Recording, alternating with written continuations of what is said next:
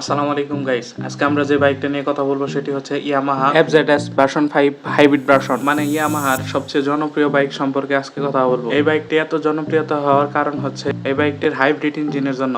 ইয়ামাহাই সর্বপ্রথম হাইব্রিড ইঞ্জিনের সাথে বাইকটি লঞ্চ করেছে, মানে এর আগে পরে কেউ কিন্তু এখন পর্যন্ত হাইড্রোলিক ইঞ্জিন বাইকগুলোতে ব্যবহার করেনি। এই বাইকটাতে এই সব ফিচার্সের পাশাপাশি আরো অনেক ধরনের ফিচার্স পেয়ে যাবেন।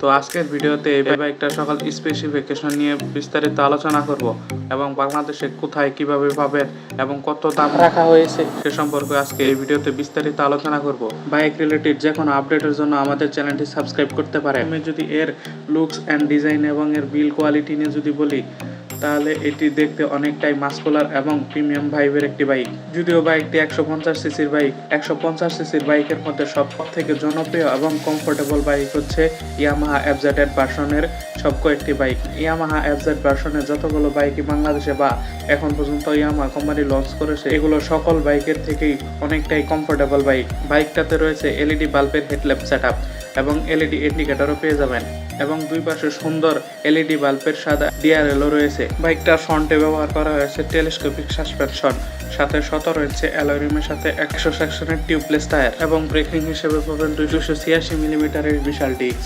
আগের যেগুলোতে রেয়ারেও যে সাসপেনশন ব্যবহার করা হতো সেগুলোই ব্যবহার করা হয়েছে এই বাইক। এই বাইকটাতে আরেকটা পরিবর্তন চাইলে ইয়ামাহা করতে পারতো।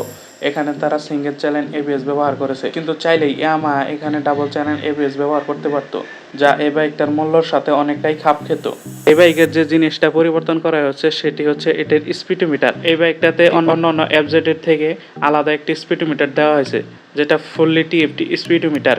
এটাতে আপনারা সকল ধরনের আপডেট ফিচার্স পেয়ে যাবেন। বাইকটার ইঞ্জিন নিয়ে যদি বলি, বাইকটাতে আপনারা পেয়ে যাবেন 149 সিসির 4:4 ভালভের BS6 FI ওয়েল কুল হাইব্রিড ইঞ্জিন, যার কারণেই কিন্তু বাইকটা এত জনপ্রিয় হয়েছে। এমনি অন্যান্য FZ বাইকের ইঞ্জিন থেকে যতটুকু পাওয়ার আপনারা পেতেন তার থেকে অনেকটা বেশি পাওয়ার পাবেন এই হাইব্রিড ইঞ্জিনের কারণে। শুধুমাত্র এই ইঞ্জিনটাকে হাইব্রিডই করা হয়নি এবং এই ইঞ্জিনটাকে রিফাইন্ডও করা হয়েছে, যার কারণে এর টপ স্পিড আগের থেকে অনেকটাই বেশি উঠবে এবং এর মাইলেজ অনেকটাই আগের থেকে বেশি পাবেন। তো এখন কথা বলা যাক এই বাইকটার প্রাইস সম্পর্কে। বাইকটা বাংলাদেশে অফিসিয়ালি আসতে কিছুটা সময় লাগতে পারে, কিন্তু বাংলাদেশের আনঅফিসিয়ালি মার্কেটগুলোতে এই বাইকটি অ্যাভেলেবেল পেয়ে যাবেন।